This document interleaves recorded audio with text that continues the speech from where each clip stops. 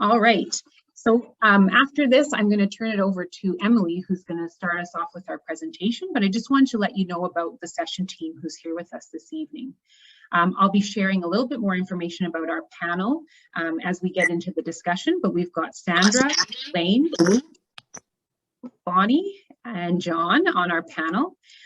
We have some city staff subject matter experts. So Emily, who's our affordable housing planning analyst, is going to jump in next with a short presentation. And we also have Camille here from New Westminster Police. She's our vulnerable persons liaison, and she'll be available to help answer any questions that you have about policing. We also have a variety of people here to support our breakout discussions. We've got breakout facilitators and note takers, and those are city staff. And also we have some students from UBC School of Community and Regional Planning who are supporting the city with our Homelessness Action Strategy project. So you'll get a chance to meet those folks in your breakout groups a little bit later. All right, and with that, I am going to turn it over to Emily to start us off in our presentation. Emily. Thank you, Jennifer. So as Jennifer said, I will be providing a brief overview on the strategy and some initiatives that the city is doing.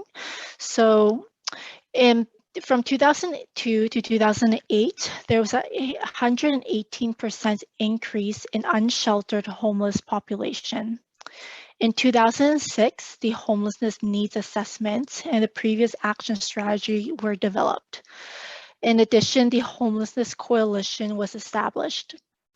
In 2008, 28 emergency shelter beds and 84 transitional and supportive housing units were developed in partnership with BC Housing. Between 2008 to 2017, there was a 50% decrease in the unsheltered homeless population. In 2012, the Homelessness Coalition became a society and developed several action plans for the next 5 to 7 year period. In 2019, work commenced on a homelessness needs assessment, and currently the city is working on the homelessness action strategy.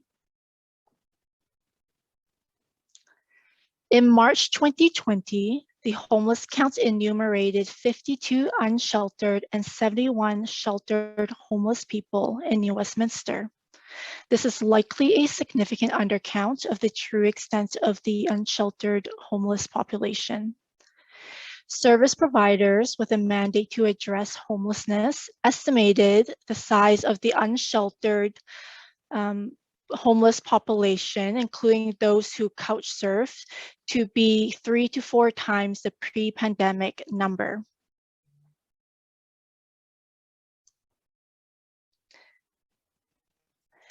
There are various contributing factors to this crisis. Some include the reduction in shelter capacity due to physical distancing requirements, the impacts of the pandemic, including employment and income distribution, which contributes to mental health and substance use issues, and the reluctance of family members and friends to accommodate people on a temporary basis, given the fears of virus transmission.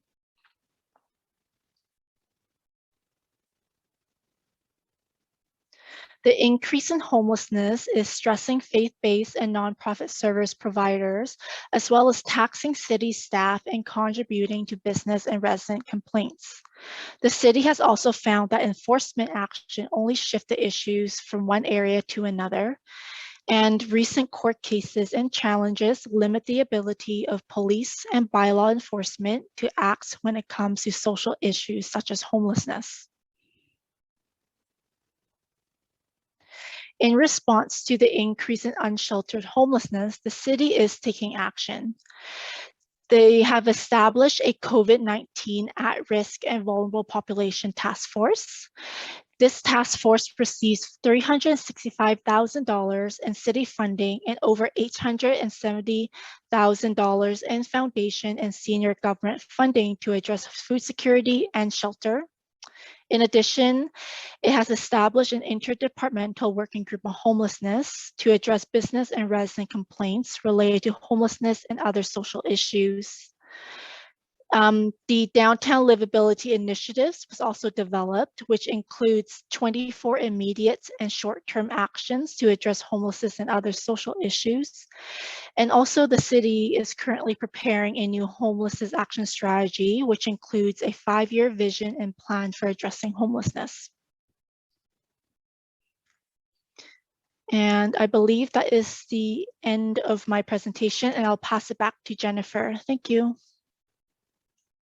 Thanks very much for that, Emily. And we had a question in the chat from Richard asking about the presentation slides. So I'll just let everyone know that we will absolutely share these out and we'll post them on the Be Heard New West project page for this project. So thanks for that question, Richard. Happy to share them. Thanks, Emily, for the presentation. So now I'm delighted to introduce to you our panel for this evening's discussion. And I'm just going to share a little bit about each of our panelists, and then we have some questions that we've prepared to get us started in our question and answer tonight. So we'll start with those questions for each of their kind of expertise areas. So we have Bonnie here from the Elizabeth Fry Society of Greater Vancouver. Bonnie is the Director of Homelessness and Housing for EFRI, which is a nonprofit organization providing support to women, girls, and children involved in or affected by the justice system. Bonnie's background is in social services and criminology. She has worked with EFRI for 29 years, beginning her career as a residential support worker for homeless women and children. We also have with us here Blaine Kane. Blaine is from the Hoiston tribe, also known as Bridge River Band near Lillooet, BC. He serves as the housing program manager at Spirit of the Children's Society, where he supports the organization's Housing First approach and homelessness prevention programs.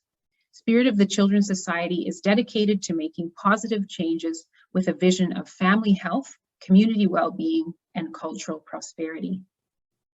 We also have Sandra here with us on our panel. Sandra Kale is a member of the Community Action Network, which is a leadership initiative of the BC Poverty Reduction Coalition and a community network for advocates.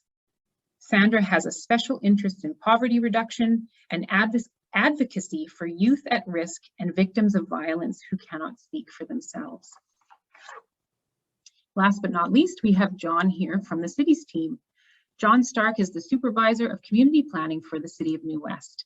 In this position, he is responsible for coordinating a number of areas related to social planning, which include community development and social connectedness, food security and poverty reduction, homelessness and housing affordability, and multiculturalism and settlement.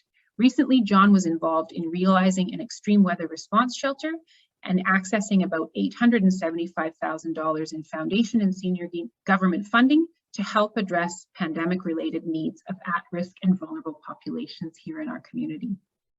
So welcome to you all. Thank you so much for being here with us this evening and sharing with us some of your expertise and experience in this area. So I have a question for John to start us off. So John, we know that homelessness is a challenge across the Metro Vancouver region and beyond, actually. How would you say that our current homelessness situation in New West compares to some of these other municipalities? And thank you, Jennifer, for that question. I will say that there is a 24-hour homeless count. It's done every 3 years, and it's been going since 2002. And it does provide some information both about our own community, being New Westminster, but also what's happening in Metro Vancouver and other municipalities. I will say between 2017 and 2020, homelessness actually decreased in New Westminster from 133 persons to 123 persons, or by 8%. Of note, if we look at some of our neighboring municipalities, as in Burnaby, it had an 80% increase. And as what's being stated there is maybe the count in 2017 wasn't as thorough as it should have been, but still it was an 80% increase. And Richmond had a 21% increase. And we can see from other municipalities in Metro Vancouver that a number of municipalities had an increase.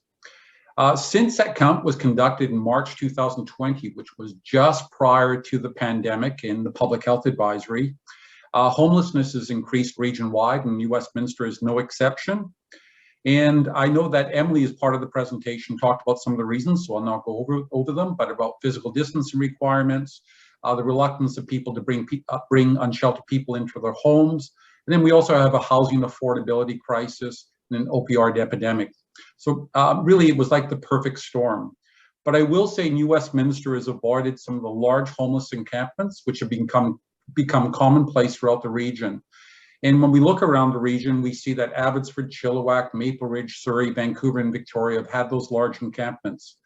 So we've avoided those. And I think part of the reason we've avoided those types of encampments is because we've actually worked with the senior levels of government to create housing and supports and really try to ensure that that population does not get too entrenched in homelessness, try to get them out of homelessness as quick as possible. Thanks a lot, Jennifer. Great, thanks for that, John. I meant to take this slide down so that we could all see one another a little bit better. So I'll do that now. I didn't want to distract while John was talking.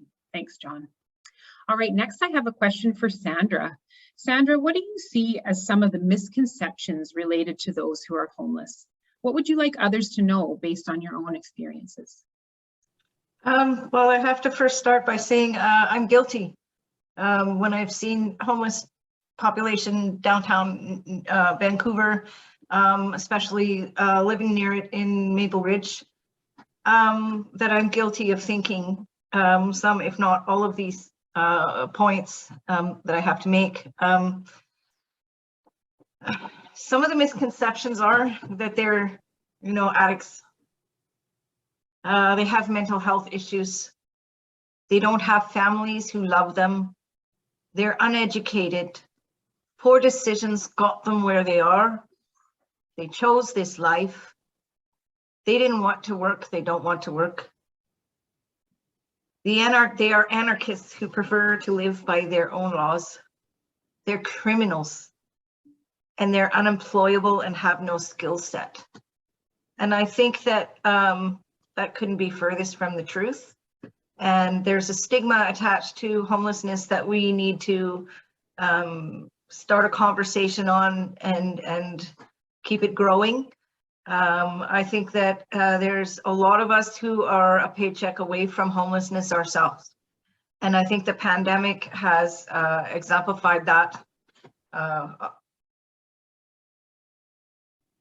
an amount that we can't really know until it's too late. So I stopped thinking this way when I myself became homeless in 2012. I'm well educated. I owned a business, a very successful business for many years. And my circumstances changed in a matter of a day. So I would like to put it out there that this is not always the case with homeless members of our society and our community, and that they are people. And these definitely are misconceptions. And it could be any one of us. How would we feel if someone looked at you the same way we look at homeless people?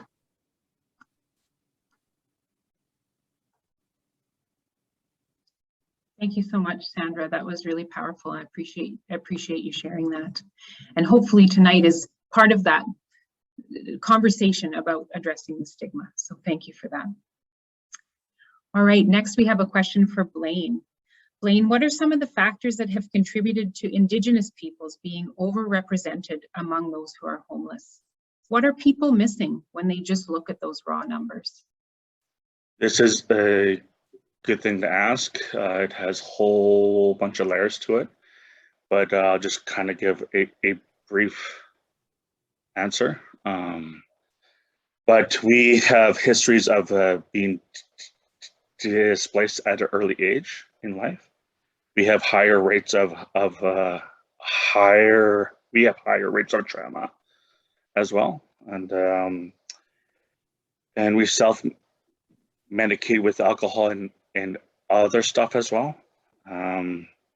This can be also brought on from the impacts of colonization, also including the red schools and the scoop, and plus being displaced from the land as well, and also with being displaced from our culture as well. And with the raw numbers, it's only the surface. You know, we experience homelessness at a younger age. Plus also kids in care who are about to age out.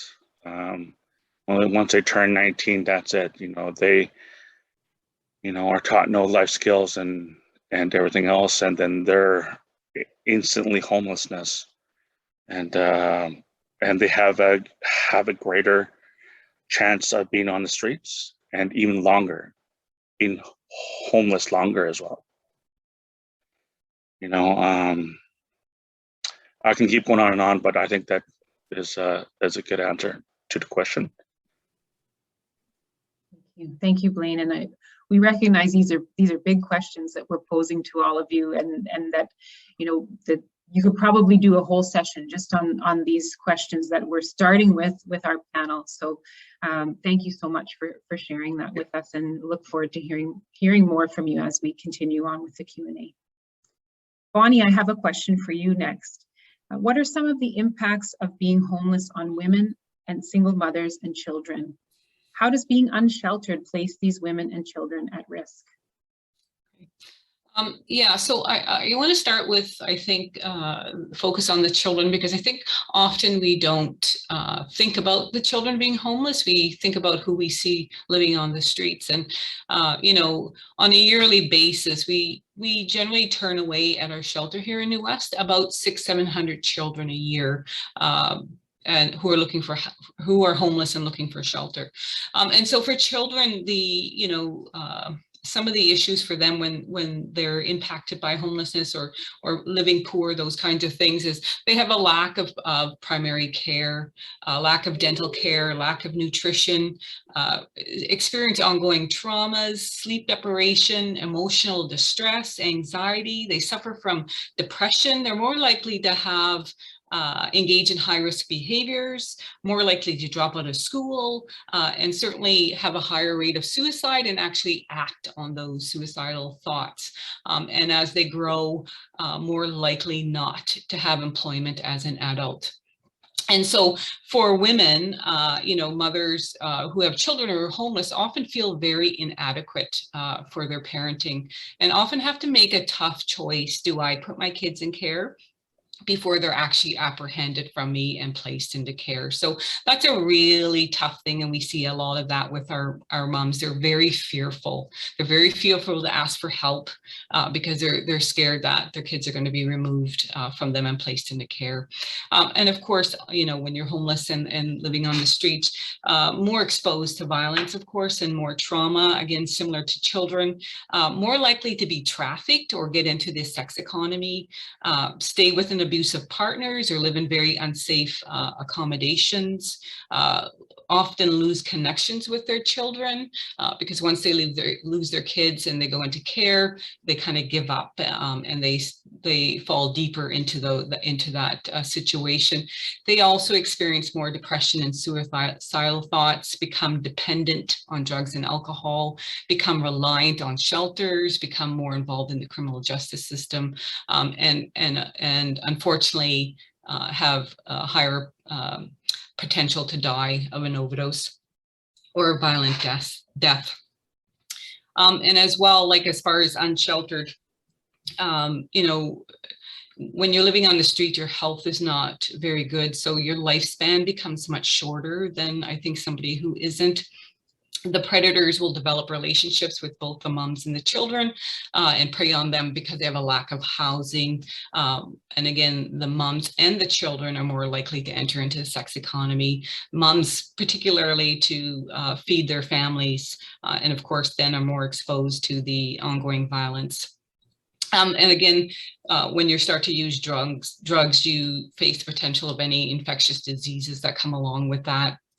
Living again and exposing themselves and children to really unsafe housing, often with mold or maybe no running water. And children, again, are more likely to be victims of abuse and exposed to sex economy and or gangs. And children are more likely to not attend school as they move around. And moms are a little fearful of putting them in a school in case, again, they're identified and the children are taken from them, and the kids as well, and the moms more likely to be involved in the criminal justice system. Thank you. Again, another lot of information to share. So thank you for outlining that for us. And I know Bonnie mentioned that she does have some additional information that she's happy to share with our participants if you're interested in learning more about this. So I am quickly going to pause here and just say a few words about asking questions of our panel. So I do have a couple more questions that I can pose to our panel, but we want you to start thinking about questions that you might have for them at this point. So once again, feel free to type your question into the chat and we'll read it out for you. Or you can feel free to use the raise hand feature and let us know that you want to ask your question verbally. If you do have a question for a specific panelist or staff member, feel free to just name them, say question for whoever your question is for. And if you are asking your question verbally, we just ask that you please be brief and do focus in on a question. We will have some time for more open discussion in the breakouts, and this portion of the agenda is more for questions for our panel. So we want to make sure we have the time for that. And I've seemed to have lost my Zoom controls, so I can't seem to pull this down. So I'm going to pose my next question to the panel and then try to figure this out and get the slide to come down. Oh, perfect. Thank you so much. I think Zaria helped me out with that. Thank you. All right, so a question for the panel. In your opinion, what is one action that you think would have the most significant impact on addressing homelessness in New West? And I know I've told our panel that maybe only one or two folks should answer each question, but I'd like to hear from all of you actually on this question. So what's one action that you think would have the most significant impact? And maybe I'll ask Bonnie to start us off. We'll hear from you again if you don't mind me putting you on the spot. Sure.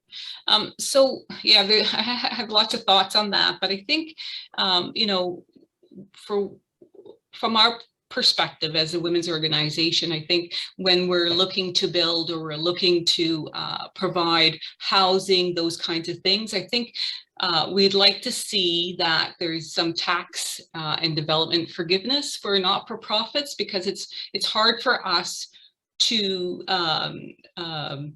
build and have to pay all these fees. It then takes away from some of the units that we would like to expand on, those kinds of things. So I think it's always important to recognize that not-for-profits, when we take on these kinds of projects, that we're taking them on for a very long time, and we take mortgages out and all those kinds of things, and we're receiving only what the women can afford as far as rent, and that's usually income assistance, and it really isn't enough for us to be able to pay, let's say, pay all of our debts, you know, and keep the building running. So for us, I think if we had those opportunities to be able to have that forgiveness, we could offer more supports or more housing for women and children.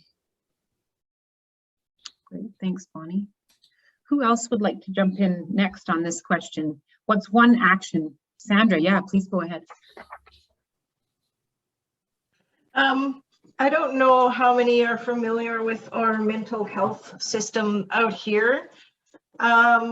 It's impossible to get proper access to mental health care.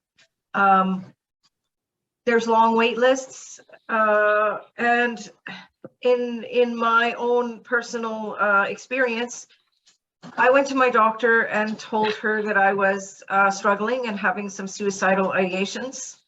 She sent me out the door with some pamphlets for counselors, starting at $200 or $300 an hour. And she sent me out the door with a CD promoting someone's business. And the next week or later, I was in the hospital. So there really isn't access to proper mental health care unless you make a serious attempt at your life. So I think that would help in every department: homelessness, poverty reduction, a large part of it is due to the mental health status of a lot of people who are suffering from homelessness or at risk of homelessness. Thanks very much, Sandra. John, yeah, please go ahead. Yes, I'd like to build off what Bonnie stated about the importance of the market in supportive housing. And the market's more of an independent form of housing, and supportive housing comes with supports to enable people to live more independently. And when we look at people that are homeless, there are a lot of underlying factors, and it takes time to address those factors. And the best place to do that is with, stable and secure housing, some place where someone's going to be, and they can slowly put together their lives. And also, really importantly, and I know Elizabeth Fry operates Mazarin Lodge, which is supportive housing in Queensborough, but having a home, feeling part of a community and feeling connected, all those are really building blocks also to help someone rebuild their lives. And I think that's really important. And just that having that stable housing is key. Great, thanks, John. And Blaine, what's the one action you think would have the most significant impact? Wow, that's a good question. It's what you need is in order to get to housing, you got to have an AD counselor, mental health counselor. You got to have a team who is behind you, because once you get into housing, you want to maintain long-term housing. So, and it's good to have a team with you, because if things go wrong, you have a team, instead of just putting a person in a suite who's been on the streets for years, right? And it's really hard because of the walls or things like that. And just having an ACT team out on the street, and having an outreach team as well. We need more feet on the ground, right? Because with the need is getting higher and higher. We have to think outside the box now, right? So, that's my thoughts on that. Great, thank you so much. All right, we have a question coming in from our participants. We have a question from Terry. Thanks so much for the question. And the question is for you, John. Does the lack of neighboring municipalities nudging senior levels of government to invest in housing, both temporary and permanent for unsheltered persons, impact New Westminster? She's referencing a recent article in the Tri-City News that suggested a real disinterest by local governments in pursuing funding or support, even if it's available from the province. So that is a really good question. It's a difficult one. Burnaby is now, there was a change in political leadership, and Burnaby is doing more to address the needs of its unsheltered population. Surrey was on that track until the last election. So a lot of this is tied to, with regards to,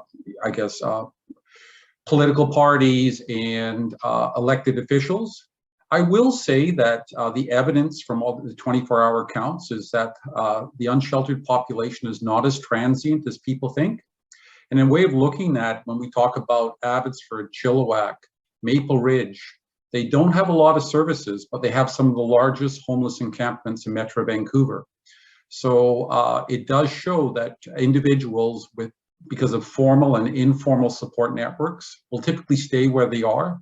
And we have a lot more success, I think, in New Westminster avoiding those types of encampments, because we do have some options with regards to placing individuals and getting them some of the supports they need. It would be better if all municipalities were pulling their weight. And I think this is something that the city has advocated both through Metro Vancouver and to the province, that there should be incentives or with regards to those municipalities that are addressing the issue. And some disincentives, potentially maybe is around funding in other ways for those municipalities that are not. So I really appreciate the question. It's a really good question, and it's a difficult one. Thanks. Did any of the other panelists want to add anything to that answer? I know the question was directed at John, but I'll just pause and see if anyone had anything else to say. Yeah, Constable Camille, please go ahead. So homelessness in New West, we are a very small community of our very large Greater Vancouver Lower Mainland District. And whatever happens in another jurisdiction obviously affects us. And we see that microcosm go back and forth with some of our homeless, but we do have a great core of homeless individuals that stay and live and remain in New West. But when we have a shelter, or when we have a housing development, or we have a program that fails or collapses in another municipality, those individuals end up being displaced, and they end up going to where they can or are able to find services. So occasionally we will have a large influx from Surrey or Vancouver, and that fluidity is because these individuals are seeking the appropriate services. And we're lucky enough in New West to be able to have those. Thanks for adding that, Camille. All right, we have a question here from Mordecai. Thanks for the question. I know that it can be difficult to get a job if you are struggling with homelessness. You often require an address just to apply. And then even if you do get a job, you have to wait weeks for your first paycheck. How is the city helping businesses to hire? And do we as a city provide options to help people get on their feet outside of just housing? I think, John, this is directed at city, so I'll ask you to at least start us off here. Okay, I will say the city has an incredible relationship with its faith-based and nonprofits, and we have two of them right here, being Elizabeth Fry and Spirit of the Children's Society. And we see ourselves as partners. We don't provide employment service per se, but we do work with faith-based nonprofits, and they do a lot of work. They start off providing life skills and then employment readiness. They connect people to housing and supports. They get them identification, which is the first thing you need for a job. So that is really important, that relationship. I think in New Westminster, I think we have one of the stronger relationships there. And also advocating for our faith-based and nonprofits to be adequately funded and to provide the supports that they can. We do have Fraser Works Co-op, which is an employment program in New Westminster, which is operated by Fraser Side Community Services Society. So I think that's really important, employment being one of those steps towards independence and self-esteem. And, you know, I would defer to either Bonnie or Blaine to talk about some of their programs, because I know they do have programs. Thanks, John. Bonnie, Blaine, did you want to jump in? I can say that we do have an education or a training employment program that we started about a year ago for women, specific to women, and women maybe who are leaving the correctional system, who don't have any references, those kinds of things, who need some job skills. We have that here. And also I'll speak, like, we do have, it's a small program, we do have Eyes on the Street that is happening now throughout the city, and it does pay people cash for some of the work that they do for the Eyes contract. So that it's not something that could maintain you, however, but it is a little bit of money and a work reference as well. So within our own organization, we employ people to work in our programs, those kinds of things. But outside of that, we don't have a big employment program in that sense for that. Thanks, Bonnie. And Blaine, you were going to jump into. That's a good question, because most of my clients are homeless. And we ask them to have an income in order to maintain long-term housing. So we would get in reach with people in New West to have training or things like that, or help them find work. Then at the same time, for the address, we would use our own.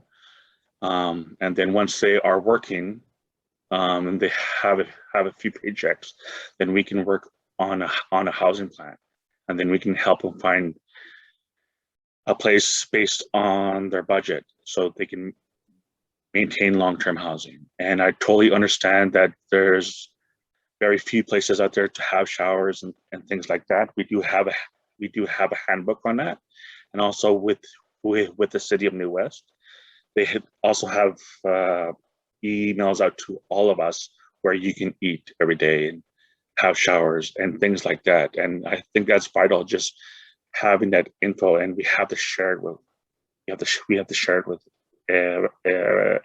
everyone who is on the streets. Because of COVID, I know some things were closed down. I totally understand, but you know, we're kind of getting back on our feet, right? And just utilizing all what's out there is key. And it may be just for 2 weeks or more until you have your own place. Thanks, Blaine. And Shannon wrote in the chat, Work BC and ISET is available to anyone for free as well. So those are employment programs that are available too. Elliot, I see your hand up. Nice to see you. Please jump in. Thank you. I've just been told my internet connection is unstable, so I hope I'm not blurry here. But thank you to all the panelists. It was really great to hear all of your perspectives. I get the sense that there's broad agreement that really we need more housing more forms of housing and more supports, and I very much agree with that as well, as I'm sure many of us do here too. I guess I'm just wondering, I guess I'd really appreciate hearing from the panelists what you perceive to be the barriers in us collectively being able to do more in this area, and how we overcome those barriers. That's an enormous question. So I'm quite happy though, just to kind of hear whatever thoughts people have on that in terms of what you perceive the challenges are around kind of doing better as a community around these things, and how to overcome those challenges. So thank you. All right, over to our panel. Who'd like to start us off on this question? John, please go ahead.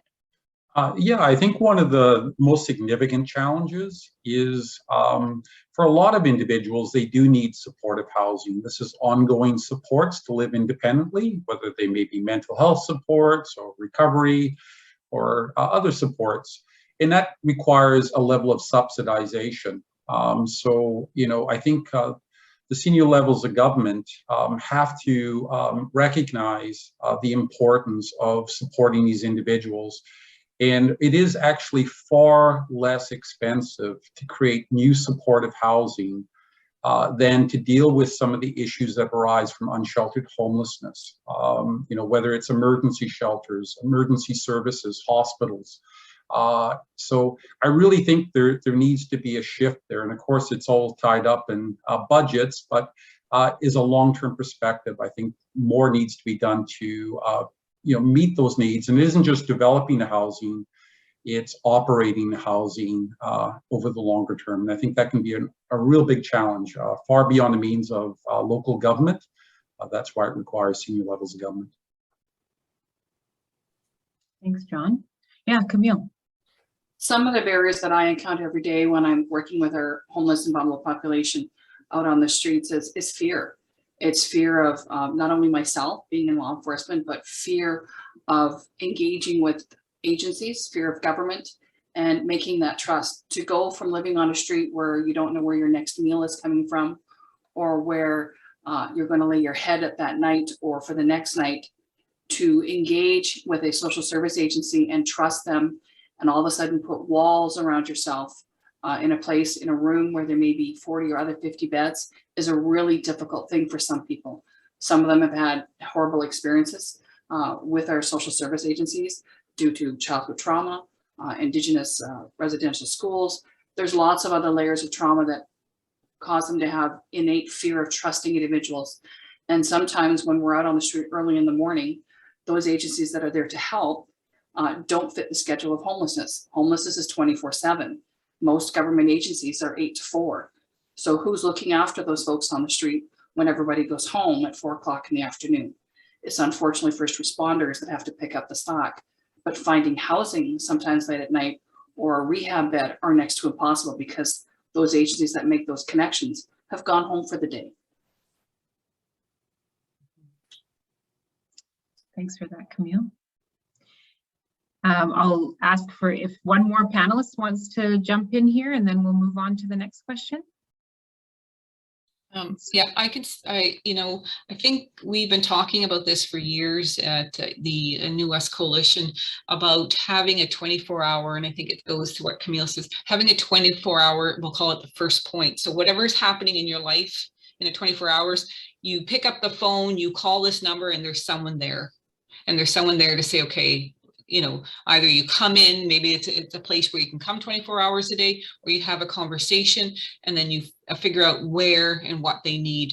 But I think a piece of the work, as we know from the work we do in our treatment programs, in our halfway houses, in our shelters, that people can be housed, but it takes a long time for people to be in a position to actually be able to sit, focus, and learn or work. And so I think that's what we have to recognize as well. This doesn't happen overnight. People might want to work, but they may not be in a position to work either. So I think some of the barriers are just, of course, housing, but also a lot of programming in between that, a lot of support in between that to get to people where they need to go. So some people may be able to work a day. Some people may be able to work a week.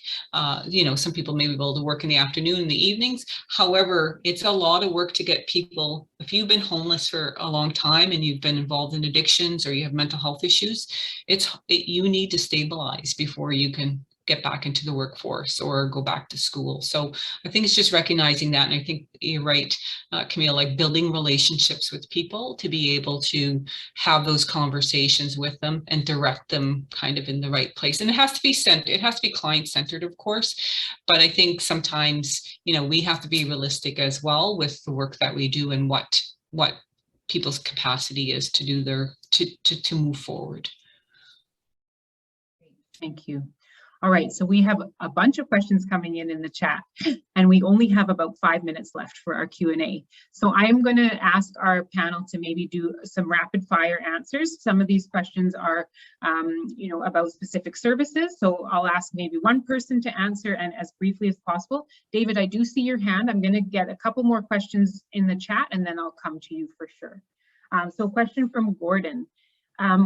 Homelessness is a long-term issue. What about some solutions to address the current problems, such as public washrooms, showers, etc.? I'm going to ask John maybe to jump in here, and please keep it brief if you can. I'll be really quick. We are looking at a new 24/7 emergency shelter. We have additional outreach services. We're looking at a 24/7 prefabricated toilet in the downtown and enhancing access to toilets in general. And we're also looking at additional bylaw enforcement that would work evenings and weekends. And I will say Fraser Health has an integrated response team, it's a mental wellness team that will be going out and addressing the needs of sheltered and unsheltered. So there is a lot happening of late. Thank you. We also do have a shower program at Centennial Community Center. That's over by the former Canada Games pool. A question here from Keith. If I see a homeless person on the street tomorrow morning, what is the best thing I can do to help? Would they be able to get shelter by tomorrow night? Yeah, Blaine, please go ahead. So the best bet is have the client or the person call 211 on their phone. You can either access it on the phone or go to the website and it has everything on there. But the client has to call. And then that's a hotline to if you need a bed or food or anything, 211. Great, thanks, Blaine. All right, David, please go ahead and ask your question. Oh, hi. So my question relates to the question of law enforcement, and it seems that additional enforcement of laws has sort of been taken off the table. My wife and I have an adult son who has experienced homelessness, mental health, and addictions in the city of New Westminster for over 15 years. We've very effectively and collaboratively worked with New Westminster Police to bring our son to a point where he has concrete touch points with the state and the government, and it's a way of intervening in an insane situation often that can have very positive impacts. So I think I would like to know what the reason is behind simply saying, oh, well, that moves the problem elsewhere, or it's not an option for us to consider. In our experience, the interaction with law enforcement and the justice system has resulted in positive outcomes. And our son is in a safe place today, in part because of the work of the police in his intervention in his life. So that is my question. Can we find a happy medium to help residents and businesses on the street deal with crime that's occurring on the streets in a way that helps the people who are the most vulnerable out there, particularly those with co-occurrent disorders? Thanks, David. Camille, I'll ask you to address this one, please. Thanks. I think this falls directly into my court. I think, David, what you're looking at is you're looking at my position. I'm a vulnerable persons liaison. My role is to engage, to do outreach, and it's not necessarily enforcement of our most vulnerable members of society. Those that are on the street also tend to be the biggest population to be victims of crime. The amount of violence that occurs on our street between our vulnerable population is astronomical. And there is a hesitancy and fear to reporting to police. My role is to bridge that gap, to engage, to provide food, provide resources. I have the pleasure of working with an outreach worker with lived experience. So, and I would say that our younger generation of police officer are much more engaged in understanding of the bigger picture of the social issue of homelessness. So the change is happening, it's out there, and we're hoping to work together with our nonprofit partners with the city and other communities. Thanks for that, Camille.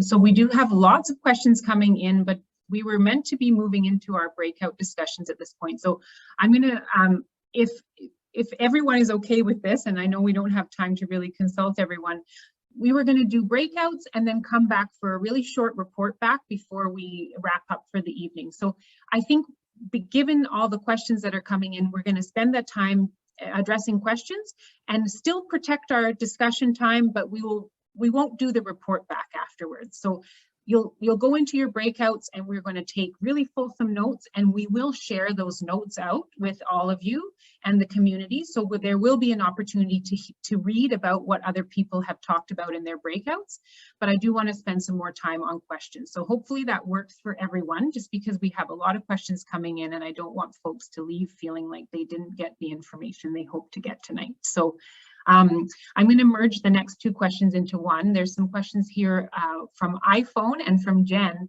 asking about kind of who are our homeless community members here in New West. So do we know anything about the age demographics, and what percentage would maybe be requiring mental health or addiction services?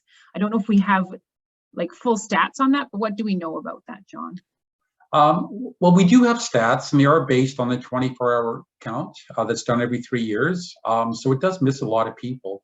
And I will say it really underrepresents youth, because youth do not typically use services that adults use, and they tend to couch surf. They tend to be missed by such counts. So when you look at the count information, you have to take that into consideration.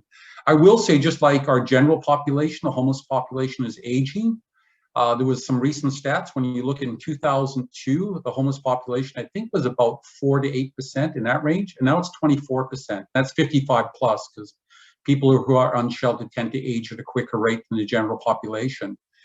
So it is aging. It does underrepresent youth, and there is statistics with regards to mental health and addictions, and I know Tristan is on the line here, so I'm loath to state them because I might misrepresent them, but I'm sure Tristan, who's our senior planning analyst, can pop those stats on with regards to mental health, addictions, physical limitations, and potentially concurrent disorders.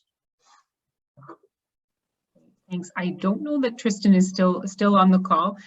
We might have sent him away because, or off for the evening, because we didn't have as large a number as people. I guess what I can do, Jennifer, we have this information. We will get it out to participants who are joining us.